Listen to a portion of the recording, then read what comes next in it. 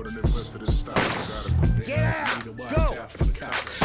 Get out of here, you bitch! Good evening, ladies and gentlemen. You are now tuned into Sunset News, and I am your host, Antoinopoulos.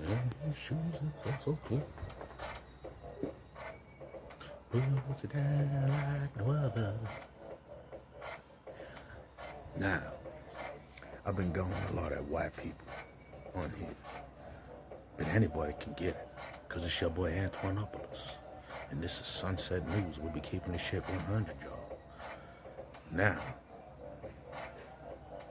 let's talk about the pyramid scheme of the rap scene down here in Australia.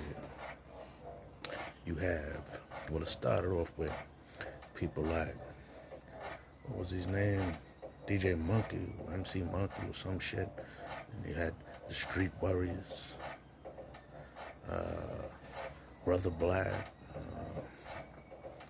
These was these Aboriginal rappers that came out before I came out and exploded on the scene. People could say whatever the fuck they want to say, but I broke the fucking ice for that. You can call it gangsterism in hip-hop here in Australia. I did that shit. Cursor was trying to do it and follow through at the same time when I was already out there doing the shit, you know what I'm saying? But now you got rappers that came under me, like you got MC Mooks, this other one, Mace. You know, you got a variety of Aboriginal rappers out there now compared to what it was like before I came on the fucking scene and broke the motherfucking ice and took all the fucking slander and flack for it, because people's coming at me like, oh, you're Aboriginal, you live in Australia, mate, and all this shit, you know. So some of us just live in a different world. We may live in the same country, but we live in a totally different world, and you just can't relate.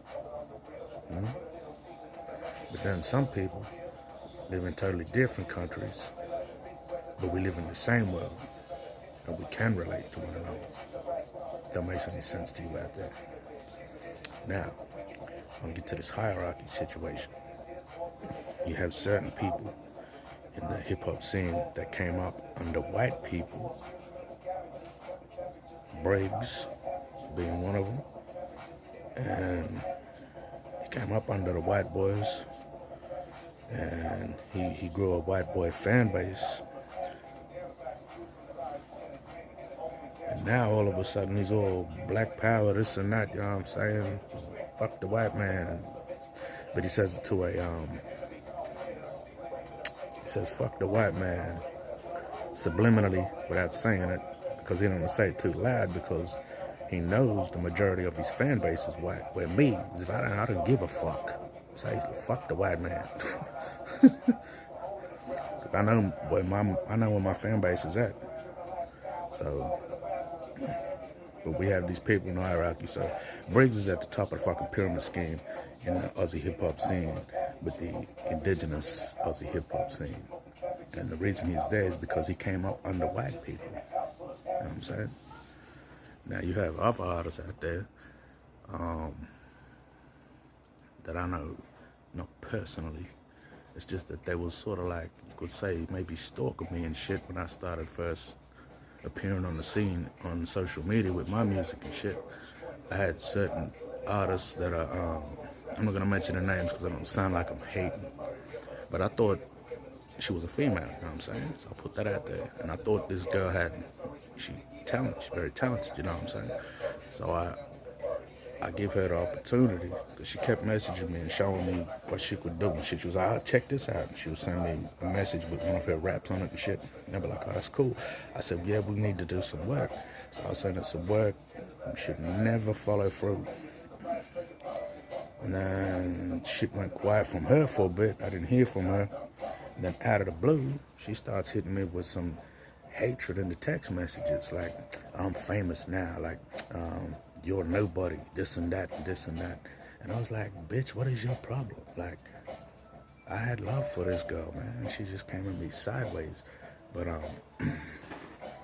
reason I'm bringing that up now is because I just seen a recent article, and you can guess who I'm talking about if you know, which is the recent article that just came out in The Guardian. So, people ain't who they say they are, and you get people that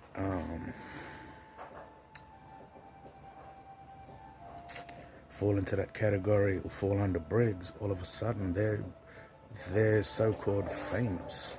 But for me, I don't see you as famous until you fucking over there in the States, you know what I'm saying, making music where the mecca of hip-hop. So that's my opinion on shit. And this has been another episode of Sunset News.